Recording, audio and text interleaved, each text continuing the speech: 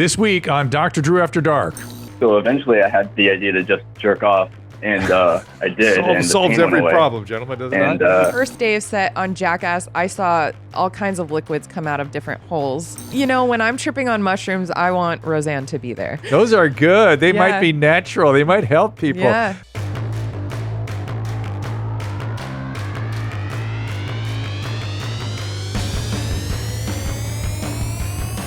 Welcome to Dr. Drew After Dark. Please be advised that Dr. Drew After Dark may contain sexually oriented content and be unsuitable for young children. Hey, welcome everybody to Dr. Drew After Dark. Today, my guest is Rachel Wolfson. She is an Austin-based stand-up. She is, of course, known from Jackass, where I think you're the first female part? Yeah. I am, yes. Yeah, I've been involved with those guys from the beginning in one way or another. That makes sense. Not necessarily from a performance or entertainment standpoint. There was a lot of other issues going on. A lot of doctors are involved with Jackass. A lot of Jackass. doctors involved. And I've let me just say, you can find her New York Comedy Festival on November 5th, Agua Caliente in Palm Springs, November 17th, and Wolfie DM's live show on December 29th, and her Instagram, Wolfie DMs, right? WOLFIE. And Rachel Wolfson. And Rachel Wolfson, yeah, both of them. And it's two different Instagrams? Two different, yeah. Oh, interesting. And so you just shit on guys that come after you because of your new public life? Well, no, I keep it anonymous to not taint the integrity of the DMs. So it's more of humbling and making fun of myself, not necessarily, calling them out. Isn't it odd, though? Don't you find it weird that, so you go on Jackass, and all of a sudden all these people show up at your Instagram? Isn't that weird? Unfortunately, they were there before, but it's Same more guys? in volume. No, I mean, volume is up. Same kind of guys. Yes. Volume's and up. women, surprisingly. Oh, that's nice. Yeah. Yeah. Just equal opportunity. It's good. Is there any sort of particular character to these guys? You've identified them as sort of a population that you recognize. Character would be horny. Well, that's pretty much all young males. So is there anything more we can distinguish horny, them? disturbed. Okay. Yeah. Why do you think you attract those guys? I'm a magnet for it. Maybe game recognizes game. I don't know. Is that your? Is that something that you actually attract in your personal life? Horny, disturbed men. That's just men. But the disturbed part is really, I'm sort of. It's varied. Like I think in my 20s I might have attracted a different type of man. Now that I'm in my 30s, I kind of want something different. So I want to think that I'm in a much healthier place in my dating decisions. Have you done something to get there, or therapy? You've done therapy. Oh yeah, since I was a kid. But good for you. Yeah. Is there some reason that was necessary early on? Yeah, I struggled with mental health from a very young age. I was diagnosed with ADHD when I was 5. Also oppositional defiant disorder. You're destined for Jackass. All of that. Executive functioning. As I got older, I was misdiagnosed bipolar, and it turned into actually borderline personality disorder. Do you have borderline? I do. Yeah, so that happens a lot where a borderline gets misdiagnosed as bipolar because of borderline mood instability, right? And so have you had what's called dialectical behavioral therapy? I do DBT. I'm in the process of actually doing intense outpatient therapy for it because I have never completed a DBT program, and I really just want to, get as much as I can, as quickly as I can. So good for you. Thank you. Congratulations. Do you want to share with people what that means, the DBT? Because it's people, they hear these terms, but it's particular. I think just about everybody these days can benefit. The Palestinians and the Israelis can benefit from some DBT. We could all use some talk therapy. Well, but this particularly, so to tell them what DBT is. Dialectical behavior therapy, to me, what it means is I experience emotional dysregulation. So DBT provides tools and skills to help with the dysregulation. Right. So, and there's a piece of the dysregulation. Everybody's dysregulated these days. But borderline, something happens to them when they get dysregulated? They talk to you about that? Yeah, go ahead. Well, I mean, I don't know in particular. I'm still learning about it because as someone who has borderline, I find to be reading about it could be very triggering. Yes. Just because it comes with a bad rep. It gets negative. Yeah, it goes negative. I just, for whatever reason, I do very well with borderline patients. I feel bad for them a lot because they suffer more than anybody, Yeah. And I'm sure you're aware borderlines can drive some people crazy, right? Yeah. So they can't be around it because of the projective identification. Are you familiar with that whole thing? I know that I struggle with identity. Well, unstable identity. So I have a question for you. Yeah. So unstable identity is part of borderline disorder, right? Mm-hmm. And part of unstable identity is unstable sexual orientation, Yeah. gender identity, all that stuff. And I'm not disparaging anybody with these course. fluidities, but when I was working with borderlines, it was always to give them a stable sense of whatever that is for Right. them. I'm really worried about this world where they go, well, today you're one thing and tomorrow you're something else. That would be bad for you. I agree. I don't struggle necessarily because it's a spectrum, of course. Correct. With necessarily my sexual orientation or my gender. It's more of an identity of imposter syndrome, not thinking that you're good enough. My boyfriend who's gotten really educated on borderline, and that's how I know I'm really with a good partner. He'll try to remind me sometimes of you're Rachel Wolfson, and to me, I just don't know what that means sometimes. Right. And to some extent, I mean, you sort of strike me as someone that, like, adolescents get that way a lot. I feel like you have some of that stuff. Is that true? Yeah, for sure. And you have to be really careful as a borderline because you'd be attracted to sociopaths. Yeah, I have definitely been attracted to that in the past. And so good for you for now finding a way to be close to somebody who's not that. That's good. Because abandonment is a big issue for borderlines. And rejection. Yeah, right. And I work in the most rejecting industry you possibly could work in. So I'm curious. This is all very. I'm sorry if I'm enjoying. I enjoy talking about it because I don't think enough people talk about borderline since it does get a bad rap. It gets sort of they're borderline. But the one thing I want to say about the dialectical behavioral therapy is that when you get dysregulated, the big liability for borderlines is they lose track of other people's emotions completely. And then your projective identification, you can see your stuff in other people, and then you start manipulating that, and that's the liability. Also, the very black and white thinking, you're either good or you're bad. The gray area is very hard. Back and forth, from all good to all bad. So right now I'm all good. She could shit on me in a few minutes. You're good. I could be all bad in a few minutes. Never. But it feels like your stuff. I don't feel any of it. It feels like it's all kind of calmed down. It's been very important for me to get a hold of this. So I'm not perfect. I'm not an expert either, but I really value getting this under control. Do you worry that getting it under control will affect your comedy? I've heard that there are people who have borderline and they go and get the help that they need and they don't crave getting on stage or getting external validation like that because they're finally validating themselves. Yeah. I would have been a stand-up either way. I will tell you that is a feature of anybody in any kind of growth. When you're in this is for everybody. When you're in any kind of growth situation, you just got to be prepared to become whoever you're supposed to be. And sometimes that isn't somebody who gets on stage and does comedy.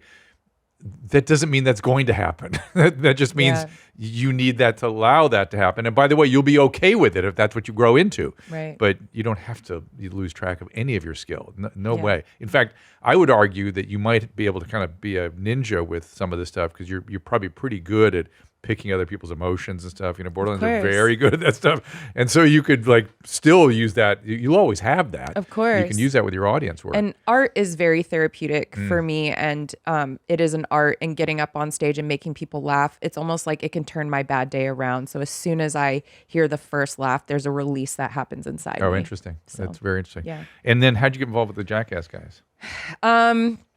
Johnny Knoxville just hit me up on Instagram one day. He had been following me for a while after. Did you shit on him too in the DM? No, I almost couldn't believe it was real at first. And I think he followed me after one of my jokes went viral. And he noticed that I have a lot of Jackass style humor. And he thought I would be a good fit to join the family. He's very astute. Yeah. That boy created this whole thing. People don't appreciate that. How's he doing? Is he okay? Last time I saw him, he'd just been kicked in the head by a bull. And he scared the hell out of me. He's doing okay. He's hanging in there. Good. Yeah. And you said before the mics heated up, I was talking about how quickly your career has gone along. And you said, oh, now I'm in the most painful part. What do you mean by that? Well, I think it's all relative. I am 7 years in and I got thrown into headlining, which is, I'm very grateful for the opportunities. Don't get me wrong. But someone 7 years in, very rarely are they headlining. And I just, I'm out there. I'm I feel like underdeveloped, and I'm this, not. ladies and gentlemen, is the imposter effect. Here it is in full Well, bloom. I want to give But them, there's a reality piece. You have to hone your skill. You know? right. And so I put a lot of pressure on myself, and that comes from my parents are very successful. And so Of course. You're from Vegas. Yes, born and raised. But all this stuff, the early, ADD and the dysregulation stuff suggests trauma. Was it just abandonment because your parents were workaholics? Yeah, that's mainly what it is. And I had a lot of babysitters, so I was being tossed around to different. I would get close to adults, and then they would leave. Do anything to you? Not that nothing like physical, but there was some neglect, and I had a very particular bad babysitter who would just send us to our room without food and leave us there, and that was pretty traumatizing, and her reactions were very intense. She used to paint these little porcelain masks, and I remember one day she gave me one to paint, but I didn't do it properly, and I was very young, and she smashed it on the ground right in front of me. Yeah. So it's things like that that stay with you as a kid. Yeah. So Okay. Well, you're getting better now. Yeah. You've turned it into this very creative outlet. And you know what? My parents, as much as I've grown, they've grown up with me, and our relationship is so much better now that we're adults and can kind of process what we all went through. What did they do that took you away? Took them away from you? My parents were lawyers. They were criminal defense attorneys. Yeah, I was going to say it had to be doctors, lawyers. And then because it's just in our DNA. They became politicians. Oh, so yeah, worse yet. Oh, this must be great for their political career. Having you out there on Jackass and stuff. Oh yeah, it's definitely helped. No, they're very proud of me. So, good. Yeah. And just before we go to calls, I was talking about my friend Steve-O, who. Oh, by the way, we're 4K now, everybody. Andy wanted me to point that out. We're 4K. 4K. I forgot to put that out. Made a note of that. Thank you, gentlemen in the booth, for laughing along. You got it. And by the way, in the booth, can we cut to the booth? Yeah, there you guys are. So in next to in the back there is Tanner now, right? Is Tanner in that seat? Yeah, Tanner's the new Zolo. You guys are going to destroy this young man, right? You're gonna just like you did Zolo. You're gonna just ruin another life, and me. You did it to me too. So why not get another young male in there? No, he's a super lucky intern, and he's actually kind of already ruined. He came in ruined, pre-ruined, pre-ruined. Yep. Good. What ruined him? Pray tell. Just living life. We'll get to know. Where are you from, Tanner? San Clemente, California. Oh. Where Chad goes deep. Do you know those guys? I love those guys. Yeah. So Chad, his dad, I think, lives down there. Or his mom lives down there, so he's down there a lot. And I was actually in their Netflix series. Oh yeah, that's great. And I've been a fan of I've discovered those guys early. Well, actually, I think Stern got them going first, and I ran right after them after that. They're so funny. And they are brilliant in ways that they're so brilliant you don't know how brilliant they are. That's the real deal. Yeah. Right? And they're the guys, just who you don't know, go to just the Instagram of Chad Goes Deep, and I think he's on Twitter as that too. And these guys get up in the city councils all over the country and talk about raging and fight for their right to party kind of things. Tanning their taints. Yes, and, very important things, but for your mental health, of course. Oh my goodness! All right, so Tanner, I'm sorry about San Clemente, and but did you go to college at all? Are you still college age now, or what's? I went to Boise State for a bit. What a weird thing from San Clemente. Yeah, it didn't turn out too well. So what happened? Became a DJ, partied too much. I'm smelling substances. I'm selling a couple substances here and there. Yeah, and then I went to welding school. Welding school? Yeah. God, odd. This morning I just saw a giant billboard that said, "Become a welder, $60,000 a year." I'm like, wow, man, if you could get like 2 jobs as a welder, that'd be an incredible career. Right. So welding school, do you still do that? No. Oh. I like my body. I want to be able to move when I'm 50. Oh, you have to kind of crouch into corners and stuff and fall off beams? Yeah. Nice. All right, well, welcome. Nevertheless, if I don't know where you are in all your mental health things, but I'm not sure this is going to be good for you, but I hope it is. and he's already planning. Well, no, I won't. Here we go. We'll see what happens. last thing, my buddy Steve, I was going to tell you, and you were saying how you admire him, which you should. He's a really, his recovery is brilliant, I would call it. Yeah. And it's what we call a full recovery, like complete recovery. And he, I used to bug him when he was really bad in his illness.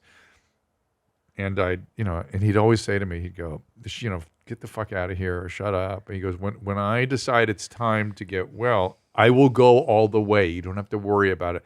I'm like, in the meantime, he was like planning to kill himself. And I don't know if you know his whole they really got bad. The nitrous really took him down into a manic place where he was going to ride a motorcycle off a building. And we were all like, holy shit. And I called, Johnny called me, he goes, what are we going to do? I go, well, you've tied this dude up a million times. Do it now. Throw him in the car, take him to the hospital. No, and I've given that advice a million times. He did it, and it saved his life. And he's now an inspiration to other people who want to get sober. And or deal with any mental health issue. But he did exactly what he said he would do. From the day he walked through the door, he just dedicated himself. And there wasn't a straight line to success in terms of how his recovery went, but he was as good as his word. It was time to get well. Balls to the wall. Balls to the wall, just committed. And now when he does the Jackass stunts, I actually get a little upset because I can see he has feelings about it now. Right. I can see the fear. He didn't used to have fear. He was loaded. And so I get upset on his behalf. So, well, anyway, congratulations on all this. And any questions for you before we get going here?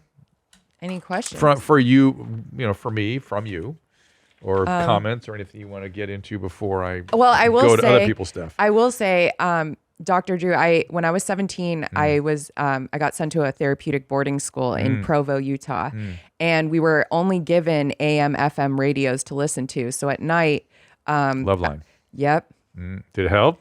I mean, it was entertaining. It brought me out of the situation that I was in, and it was just my exposure to real life people that I wasn't getting because they really censored what kind of information. Oh, really? Yeah. You probably also felt like no one else has this. It's only me, and I can see that actually hurts you to even think about that. Yeah, but it was you were such a good outlet for me. So I fell asleep to you guys pretty much every night for a year. Who was the co-host then? Adam Carolla. It was Adam then. Yeah. So. I have mixed feelings about those schools, Yeah. Particularly the ones around Provo. I mean, sometimes they save people's lives, sometimes they make things worse. Yeah. What was it for you? I don't regret it. It made me who I am, but I think you're right. Every person has a different experience. It always worries me when abandonment is a core issue, Exactly. sending kids to these places, because they lean into that. Yeah. And it doesn't necessarily make things better. All right, here we go. Drew and Booth Boys, it's for you guys too. I had a hydrosealectomy. Do you know what a hydroseal is? No. Is it an animal? No, it's a big cyst in your testicle, should you have testicles. Yeah, no. Over a cup and a half of fluid drained from my right ball. Maybe next time we do one of those medical examinations thing, we got to find somebody with a hydroseal. I got a nice big one. I went from a normal size. To a lemon-sized overnight. It was explained to me that hydroseals occurred due to traumatic injury. Infection. Neither of those happened to me. Yeah, they just sometimes happen. Any insight why this occurred rapidly and any way to mitigate the chance of a recurrence? Ooh, I assume, they just drained it. Mitigate the recurrence, they will remove them surgically. I'm not sure I would do that. And as you see, if you recur, you just take a drain. That's all. I know that sounds gruesome. It's important. There's to a nice big visuals. hydroseal there. Look at that one right in the middle with the surgical. Yeah, that one. Look at all the goo that's coming out of it. Over there, yeah. So let's. This is not going to make it to YouTube, is it? But let's enlarge that just so Rachel can appreciate what we men go through. I wasn't hungry before, but now I am. Yeah, it's usually pretty thin fluid. I mean, it can be more viscous and can actually be semen. It can be a spermatoseal. It can be blood. It can be a varicocele, and hydroseals is the most common stuff. This stuff doesn't scare me anymore. Anymore. Well, I mean, I like the first day of set on Jackass, I saw all kinds of liquids come out of different holes of their bodies. So this is just can you go a little deeper? Cakewalk. Oh, there was Dave England had diarrhea coming out of his butthole, poopies. His name is Poopies. Had poopies coming out too. All kinds of stuff. So Rachel did us the good service of pronouncing butthole the Yes. way women always pronounce butthole. Hard T's. Not hard T's. Oh no, but butthole. Butthole, There's H butthole. instead of Soft T. T's, soft it's T. like an H almost. Yeah. A butthole. Yeah, butthole. B-U-H. Yeah. Yeah, well done. But Poopies, I actually know Poopies. Of course. And I did his podcast, or I guess was it a YouTube thing? Because I felt like there were cameras there out in Glendale, if I remember right. Have you done it there? I have done his podcast. And he was sober last time I talked to him. He was not when I was No, on my not so much. podcast. Not so much anymore. He was struggling, man. And he's sober now, and he has a lovely girlfriend. And I'm also she was very part of the sobriety. proud of him. Yes. Yeah, he's like so many of these guys in that troop. I don't know if you agree with me on this, but such a sensitive soul. I mean, once you strip past the Jackass, right? That dude, I could feel it when I sat all with of them, even Jackass, Big Heart, So yeah, all of it's them. true. A big heart's a great way to describe these guys. Big That's heart. exactly right. You don't have to be an athlete to need extra hydration throughout your day. From Zoom meetings and workouts to long travel days, even fun nights out, Liquid IV makes it easy to stay hydrated. 3 times the electrolytes of the leading sports drink, plus 8 vitamins and nutrients for everyday wellness. Liquid IV hydrates 2 times faster than water alone, all in a single stick. We've been an advocate of Liquid IV for a long time. I've said forever that it's not good enough just to drink water. Water is good, but to really rehydrate, to replace volume, you need something to put in the water, such as 1 stick of Liquid IV, which in 16 ounces of water hydrates much better. No artificial sweeteners or 0 sugar. Liquid IV is non-GMO, free from gluten, dairy, and soy. Liquid IV replaces sugar with a proprietary amino acid allulose blend, and allulose is a naturally occurring sweetener with the same sweet taste and texture you can expect from table sugar. It really does taste good. Grab your Liquid IV Hydration Multiplier sugar-free in bulk nationwide at Costco, or you can get 20% off when you go to liquidiv.com and use the code Dr. Drew, that's DRDRW, code Dr. Drew at checkout.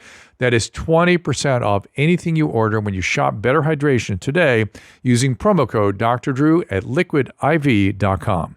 All right, so let's get into some of our calls here too. We got a lot of stuff. Oh, well, we've started with some testicle calls. All the rest of you have more serious calls, I will get to, I promise.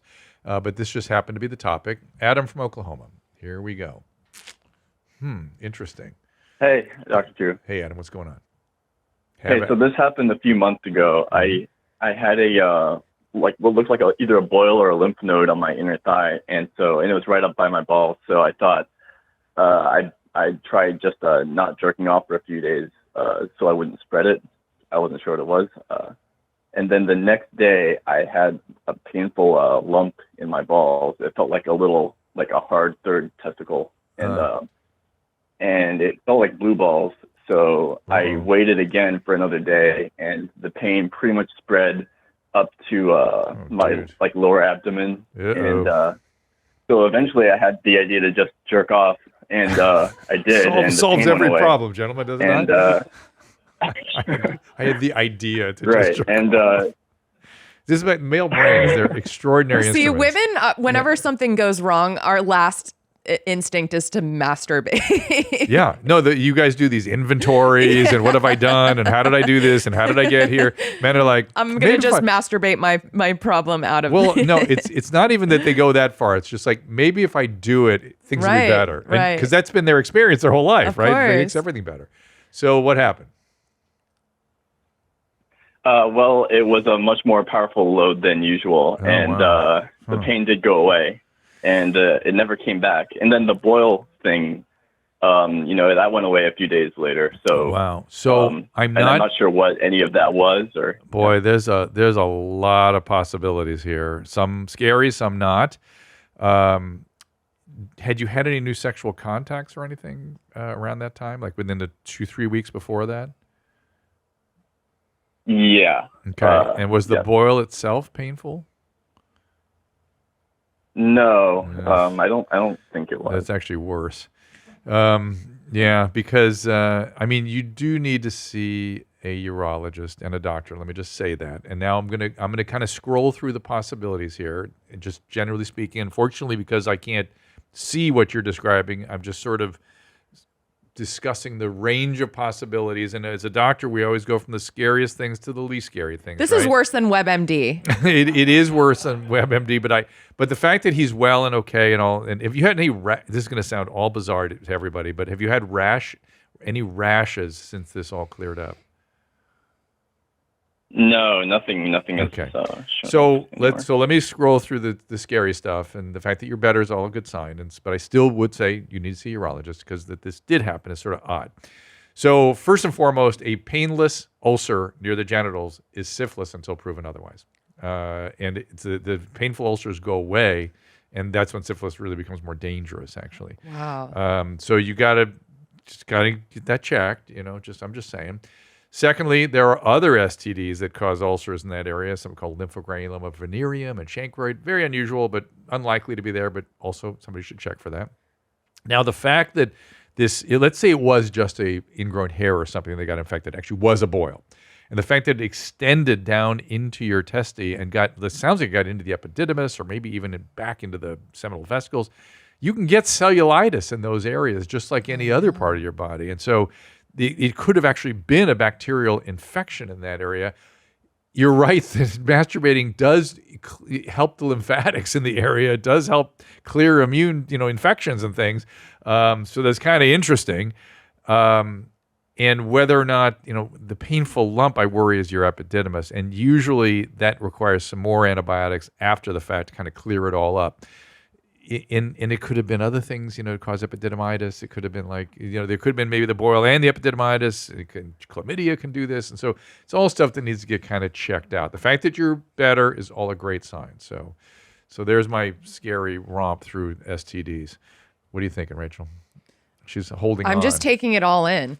Yeah. So the bottom line is, my question always is, Adam, why didn't you see somebody when this was all going on? Because we could have told. It's easier to know diagnostically, what we're dealing with then. Yeah, well, it didn't. I mean, I hadn't really thought about syphilis, but it didn't look like any STD I know, so I just figured. No, that wasn't the question. That wasn't the question. The question is, you had painful swelling and infection in your testicles. Why not go see a doctor? I think that's the difference between men and women. Because women, I feel like any sign of something, I'm like, I need to go to a doctor. But men are like, I'm just going to leave it up to the Lord. Up to the Lord, indeed. But we literally. All men do this, including smart men or men that should know better. Let's put it that way.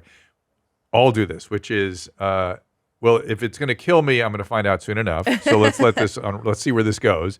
And if it's going to get better, which I'm in my head, my denial, I'm assuming it's going to just get better. I don't really want to deal with it. So let's move on. And that's a male thing. So Adam, thank you for the call. Go see somebody. It's very important. We're going to go back into the mental health part of this. This is Nick, who's down here in Texas with us. Hey, Nick, what's going on? Not much, Dr. Drew. How are you today? We are good, sir. What's happening? So, I am here in Houston, and I am in desperate need and trying to find a family therapist that specializes in possibly, boys, teenage boys. My wife and I have done a few sessions, but they're always very high in price. And the first thing these therapists want to push is medicine to my kids, where I want more of like a coping mechanism. What is going on with your child? Well, I see a lot of his. No. I see a lot of things in him that I see. No. I don't want your interpretation. I just want the facts. Okay. He hides food. Okay. How old is he? He's overweight. How old is he? 13. Oof. And is he doing okay in school? For the most part, yes. For the most part. What does that mean? Sorry. A's and B's and a few C's every now and again, but passing classes, yes. No recent drop in grades, anything like that you've noticed? No, sir. Hiding food, strange eating habits. What else? depression, a lot of back talk, a lot of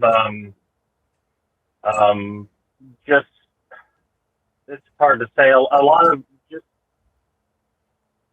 I'm seeing a lot of things in him that I don't like, in the fact of like the back talk, the hiding food, and depression, depression, and then when he's high, everything's great. When he's low, he affects the entire family. Mm.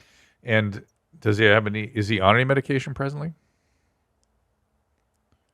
No, he's not. And have you found any drug paraphernalia? No, sir. Are you worried about that? No. Okay. What do you think, Rachel? I mean, I hide food, but I'm a stoner, so like that's just no. For me, I went through a lot of mental health issues as a kid, and mostly what I really needed was just an adult in the room who could listen to me without judgment. And I felt like I didn't really have access to that unless it was a therapist. So for me, having an adult, mainly my parents, who made me feel safe, that was something that I didn't have. I had judgment. So, you can imagine it's hard when you have a 13-year-old, though, and their behavior is out of control, and they have no insight into their behavior, and you're trying to contain the behaviors. Yeah, and it's particularly the acting out, the irritability, and the ragefulness, and the things that happens to adolescents when they get depressed. Right? So I was put on medication, so I can definitely relate to not wanting to do that. But again, that's why talk therapy is so important. And I think if I had those skills at a younger age, that maybe some of those behaviors would have been eradicated. So you came to us, Nick, asking for family therapy. Why not somebody for the child? Because I know there's things personally that I could need to deal with. My wife has issues, and actually her dad just passed away. And I have another child that's a boy and a few years older. He seems to be showing a lot of anxiety, and we just don't know where to start. I would start to remedy these situations. All right. Does the 13-year-old have a pediatrician? Yes, but she just passed away, so we're we're in the process of finding another one. Find another pediatrician, get a referral from that pediatrician for the child for assessment and treatment. Specify that you're looking for low-cost services. You live in Houston, it says here. There's a lot of stuff down there. Menningers is down there.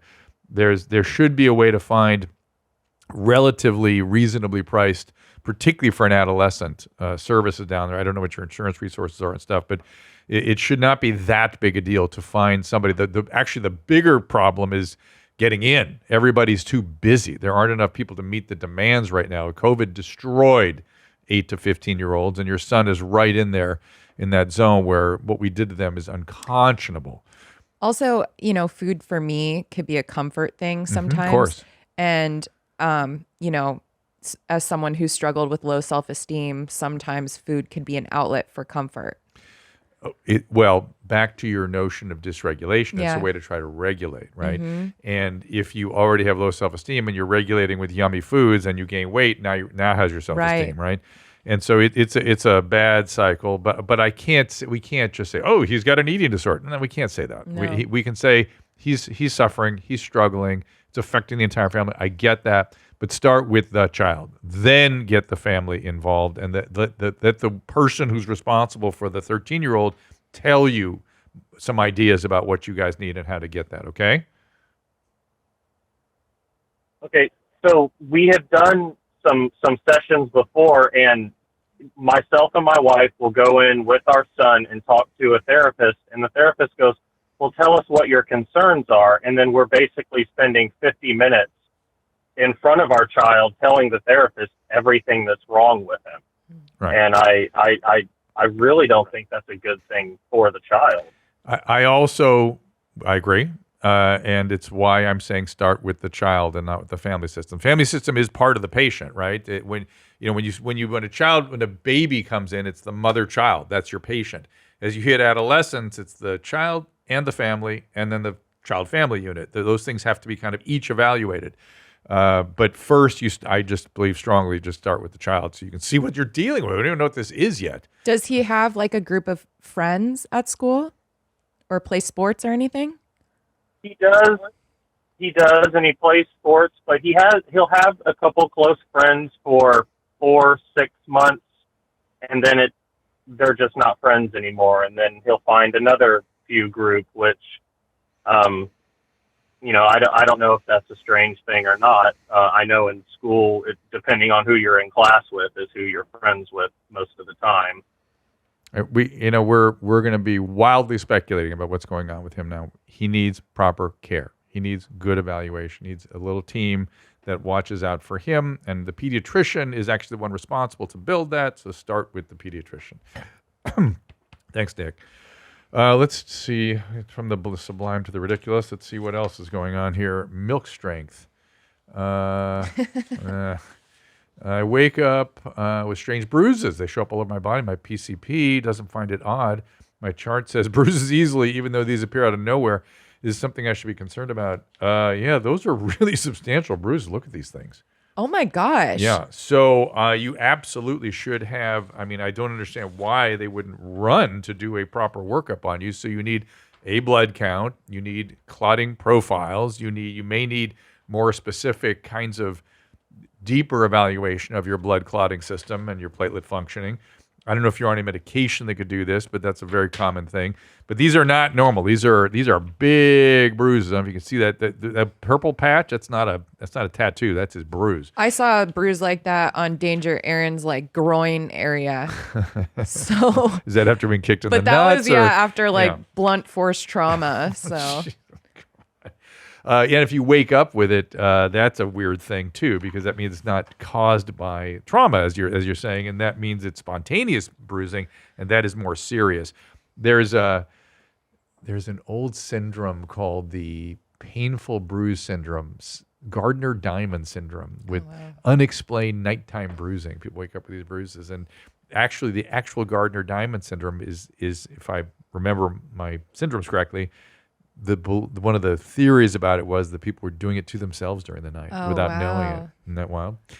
All right, let's see a video. Come on, let's keep going here. It's a Jackass kind of afternoon. And by the way, you can. I'm looking at your Instagram. It's at Rachel Wolfson, WOLO. That says OFL OLFSON. Okay. Oh yeah. They'll fix it. It's all right. I just want to make sure I'm getting all your plugs out there. What do you got video wise, gentlemen?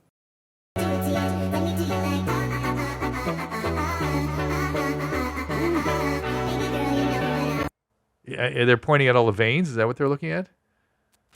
And, yeah. And also they seem to have like laxity of their skin, don't they? You notice how the skin is sort of super elastic? Why is this person turning into the Hulk? It's what it looks like, right? My goodness. So, yeah, you're right. We could be seeing somebody who just takes a lot of steroids. Yeah. But what's with the laxity? Ooh, pointing at the veins. Okay. And I'm assuming they're sitting in that position because it's blocking the venous return, so it's making it worse. You know what I mean? Like you're sort of putting a little pressure on that area. What do you think? You look disgusted The by Venus return, Mercury's in retrograde. Is that why? No. Blood goes back towards the heart on the vein, Venus, and he's blocking that. No, it wasn't an astrology reference. I was like, wow. Their horoscope is there was actually a look of disgust on Rachel's face. Like, really, you too? It kind of looks like a hot dog. Again, I'm hungry. I don't know. Yeah. I get it. So excessive vascularity, not necessarily anything. That would bother me more. Go play the video again, because what bothered me more was you notice the extreme extensile. I don't know why he's. Oh, I see. It's just showing you the vein. But it's weird the way he's. Could be an older person. Anyway, Ehlers-Danlos, everybody, watch out for that too. If your skin is like, if you can really pull your skin up like a tent, Ehlers-Danlos, there's various syndromes of that. And if you're having a lot of joint complaints, that sort of thing too. Is there something weird about his legs? Don't they seem big? Yeah. So I worry just steroids. Could always be that. It's always leg day with him. Yeah, exactly. Thank you. All right, next one. Uh-oh. Sir, will you please stop staring at me? Where's the rest of you? Uh-oh. One is bigger than the other. Is that what she's talking about? And that's common, right? Oh, very common. Yeah. So yeah. And so one bigger directionally, there can be different directions of the nipples and things. It's actually kind of unusual to be perfectly symmetrical. Yeah. Yeah. So where's the rest? Oh, yeah. Whenever a new man sees my chest deformity, where's the rest? Oh, that's sad.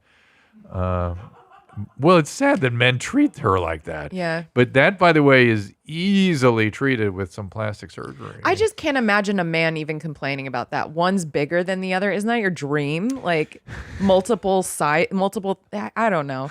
Men, come on. So you know what it is. You want the key? What is this? Rich was like, what? What is it? Is that men don't know this, but research shows they are naturally looking for symmetry. Symmetry. Yeah. And you know whose face is like the most symmetrical, I believe? Yeah. Shania Twain. I think they did a study of women who have perfect symmetry, and I think she has a very symmetrical face. You're very symmetrical. Oh, thank right? you. Yes, and something's right. Well, that's interesting. There's like a whole website of people who have symmetrical faces, and I think she was one of the examples. How do you know that? Why do you know that? Go ahead. Tell me why. Why do I know that? Yes. Oh, BuzzFeed just pops up sent different you down things. They're like down a rabbit hole. Top 10 most symmetrical looking faces. Well, I see. You can maybe see it like down on the right and stuff. Yeah, I see maybe that. not now because gravity sets in yes, and the it does. symmetry. And by the way, God knows she may have injectables that undo the symmetry. So, but yeah, see, look at that one in the middle on the bottom. Her eyebrows a little lower on one side, maybe. Yeah, but that's time. No, that's injectables. Oh, that's injectables. Yeah. And that's why plastic surgeons do that, because you can really easily get that off, and they're used to looking at tiny changes. I mean, how could you say she's not beautiful? No, of course. I don't know that I could have picked her out of a lineup, though. It's weird. I thought I knew who Shania Twain was. Ooh, that's a nice picture in there. But let's go for the let's look at the Symmetrical People website. I want to see what that's all about. Symmetrical faces. Symmetrical. Is it only faces, or do they? I think I think it's, and then there's celebrities that. Yeah, it'll the tell Beyonce, you. Yeah. Isn't that crazy? That is crazy.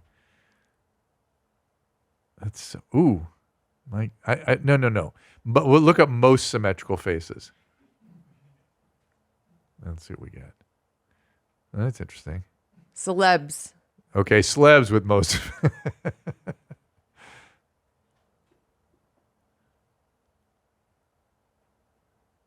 Yes, that's what I'm talking about. Okay, interesting. Huh. I would not think that. You wouldn't put Tom Hanks in there? I mean, I guess it makes sense. Oh, wow. Oh, yeah, I could see that. But it's interesting to me that I guess it's, Robert Downey. That makes sense. But I guess it's why people like looking at them, right? Our eyes just stay with it. Great symmetry. Yeah, he's very symmetrical. Wow. Kim Kardashian. But she sense. probably builds that. Right. You know what I mean? That was lab made, not not natural. All right, we've seen enough. Meghan Markle's in there. Interesting.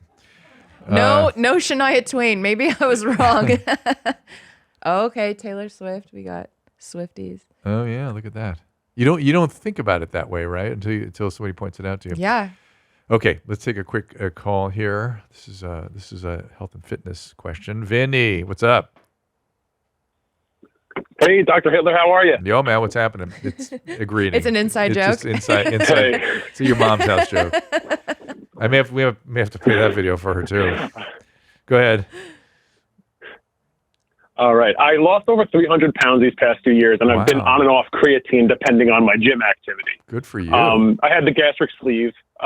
Thank you, sir. Appreciate that. I was over 600 pounds, so oh my goodness. Big accomplishment. Not trying to flex on YMH or anything, but not trying to flex at so all. So January I needed inguinal hernia. No, yeah, not in front of Rachel either.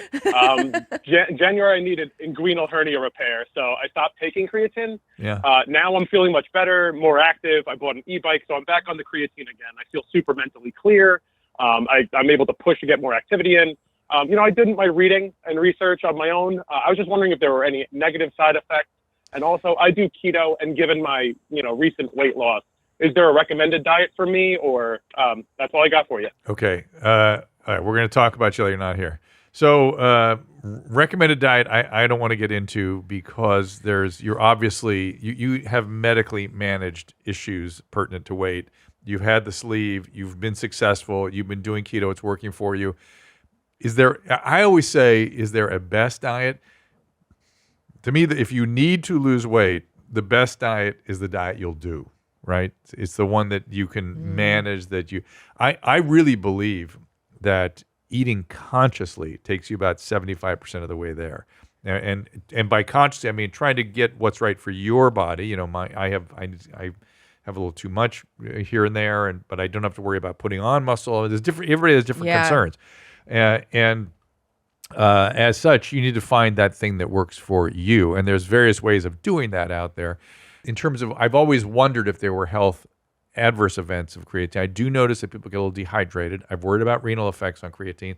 They don't seem to be significant. It does enhance your performance. And there is some evidence that creatine has other health benefits on your sort of brain function and other things as well. I used to take it on a daily basis as a pill. Is it natural? Actually. Creatine monohydrate, is it natural? I mean, somebody's manufacturing it, let's be fair. How could you get that from a food?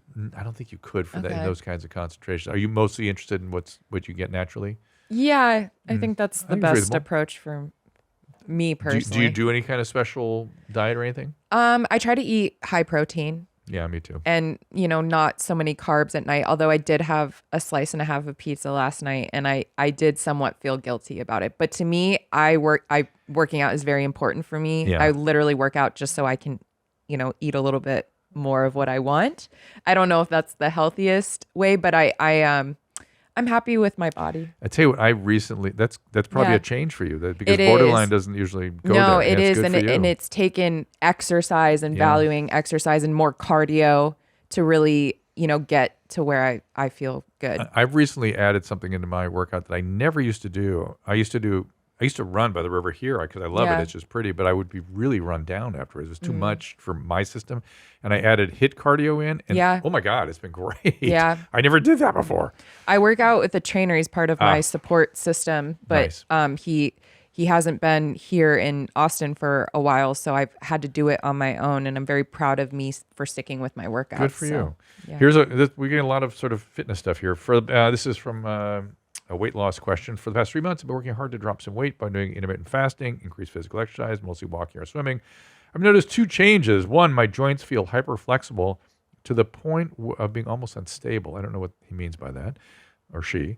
Do I need to be strengthening muscles to support the joints? 2, I'm suddenly dealing with acid reflux. I woke up choking on vomit a few days ago, and this morning I had to throw up when brushing my teeth.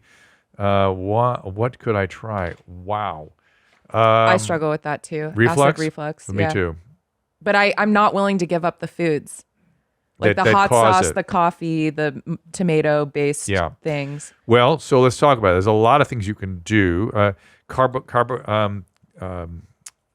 Carbonated beverages are a major problem. So if you can cut those out, no, okay. Well, no, actually, I have cut those. I'm trying to do more water and iced tea. Okay, good. Yeah. Tea, a little bit rough, but it's better than the carbonated No, that stuff. does affect your acid reflux. The tea, yeah. I know.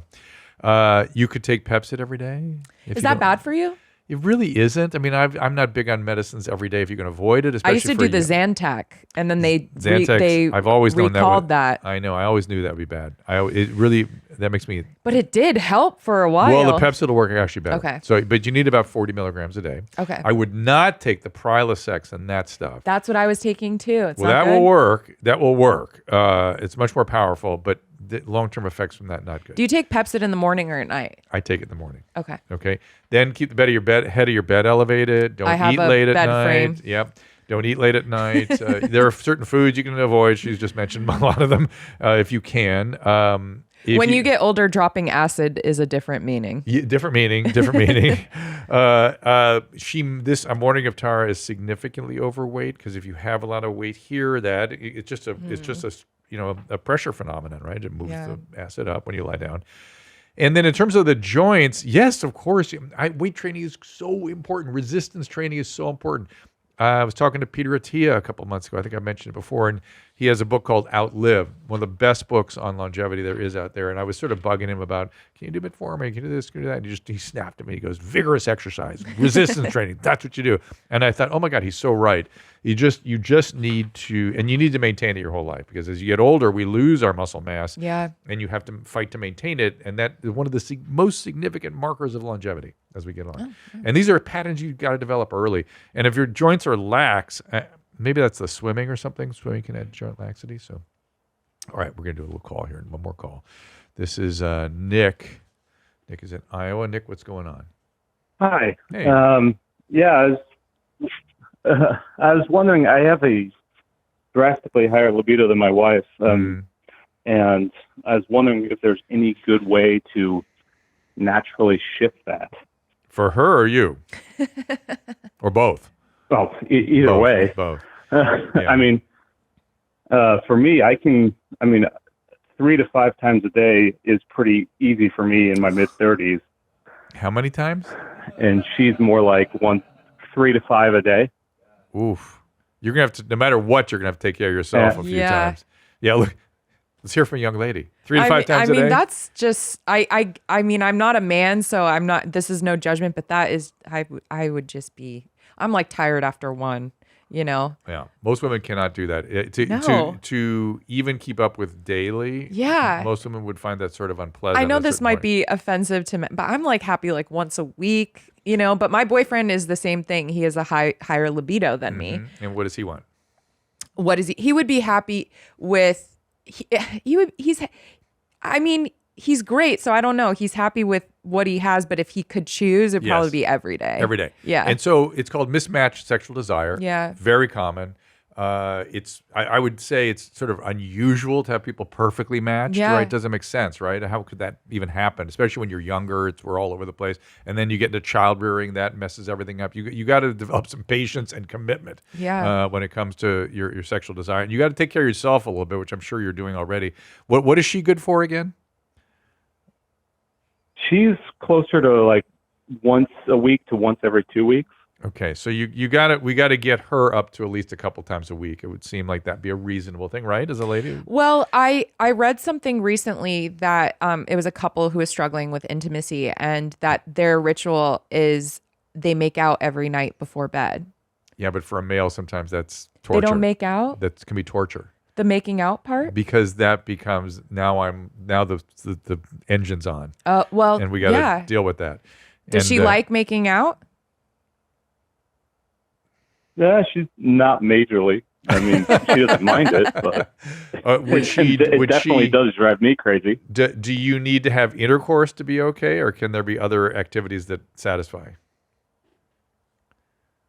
For me, it's fine. It's more like I want a healthier relationship with her over the length of our marriage. We're 13 years in, and I don't want anything to threaten that. Did it used to be more? Early on. I mean, we have 3 kids now, so if that, of course, gets in the way. Okay. So when was the last child born? Just over a year ago. Okay. So look, the first year after childbirth, God doesn't want you to have another kid. And so libido goes down, especially if she's still breastfeeding.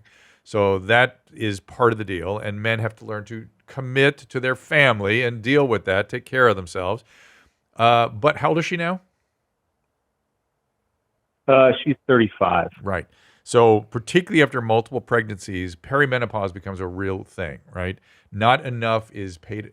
Women are not paid attention to enough when it pertains to that. If she is having any sleep disturbances, mood disturbances, feeling overwhelmed and irritable, that postpartum depression, I'm sure. Well, but it gets put off as depression all the time, and sometimes it's actually hormonal. Okay. In fact, a lot of the time. Interesting. And so if she could see someone that really understands how to assess her ovarian function, both in terms of testosterone and estrogen and, of course, progesterone, sometimes some little supplements make a huge difference in how she's feeling and in her libido. It's not her fault. She's dealt with 3 pregnancies, man. That changes a lot. Can you take that even if you aren't pregnant? Can anyone take if I wanted to take if that? If it was medically appropriate, right? You don't want to take it like steroid bodybuilder would take it. That's extra physiological. I have like all these like sexual. I'm like pumped up. Well, women, some women, if you hit it right, like my wife, she'll talk all day about this because she was told she was depressed for years. She had ovarian hyperstimulation, and we were a fertility campaign, and her mom had early menopause. Nobody asked her these questions, and she was told for a decade and a half she was depressed. Never anything helped, and then finally somebody goes, "Hey, why don't we check your testosterone levels?" They were in the toilet. Wow. She got on a replacement. Within 2 days, she was like furious. Like a part of myself, I feel like a part of myself was dead, and it's now back to life. My mood is perfect. Why didn't somebody instead of putting me on all that bullshit, why didn't somebody like deal with my biology? I need some testosterone in my life, I think. More testosterone. I think you're saying that because of your mismatch. I just don't want to grow a mustache. Well, not only that, you'll get more of a mustache. No. You can get a larger clitoris. That's one of the side effects. I don't want you that. can lose some hair in through here too. Oh, nope. Don't want that. Did your dad have balding? Nope. Okay, so that's good. So you would be less likely to have that. Yeah. How about your mom's dad? Did he have anything like that?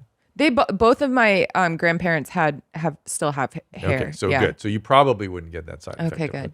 But when the time comes, I strongly recommend women look into that because it can. Look, we replace thyroid hormone when the thyroid fails. Why wouldn't we replace? I had a thyroid issue. What'd you have?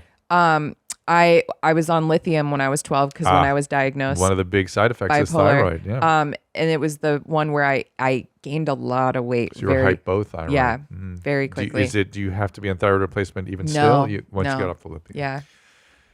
Anyway, Nick, those are our thoughts. But hang in there. It's good that you're in for the long term on behalf of your family and sexual desire. Listen, let me just say this on Nick's behalf. Not enough is made of people's physical intimacy. Obviously, we make a lot of it, but in terms of sustaining closeness and people go, oh, well, that stuff can go away. Don't worry about it. Just as long as you love each other. No, it's the glue. It's important. And of course, when you get to certain ages, it probably becomes tougher all the time. But there's no reason in today's world people cannot keep that kind of closeness well into their 70s, maybe even into their 80s. 70s. Hey, man, I'm 65, crazy. Dude. Well, sorry, 80s is 80s. Let's take it up a notch. I can't imagine. Yeah, well, good for the 80-year-old. Good for me, 65. Good for your future and your wife, Dr. Drew. I don't see any significant change in the next 10 years. Wow. I'd be surprised. But I personally, for the male too, by the way, I mean, we have, you got to get that assessed, and I would love to take this testosterone, but I can't because I can't imagine the back problems I would have in my 80s. Like I have back problems now. Sometimes if I just twist the wrong way whatever resistance position. Training. Keep going with the trainer. Wow. Keep going. Resistance training. That's the answer to all human ills. All right. Well, listen, we're sort of drifting towards the end here. We're rolling towards the end of our time. No. This has been really fun. Yeah. Thank you for having me. It's been my privilege. And I want to hear a little more before I let you go about what your Jackass experience has been like and what I'm sure people always ask you this, but I'm no exception. I had the best time with those guys. And I think it's interesting for me because I didn't know how high of a pain tolerance I have. And I think as women, we're underestimated with the amount of pain that we can handle. And I noticed that in some sick way, I enjoy the physical pain almost because of how much mental anguish I've gone through. And I find it to be of a distraction from what's going on with me mentally. I don't know if that's good or bad, Dr. Drew. But well, it's something we don't talk enough about, frankly, because it's a paradigm shift that I heard a psychiatrist talk about this once, and he was like, this is a way of thinking that we don't do, and there might be something to be learned by it, and then no one ever did it. But it's essentially the notion that deprivation, think about eating disorders and deprivation, and physical pain, think about sort of extreme whatever that people do, is a strategy for regulation. Yeah. People do it. Yeah. And not everybody has... some people, get high from it. Mm-hmm. Some people really don't like it, can't tolerate it, but others just sort of do use it and get a little bit sort of gratified by it, I would say. It's a gratification, right?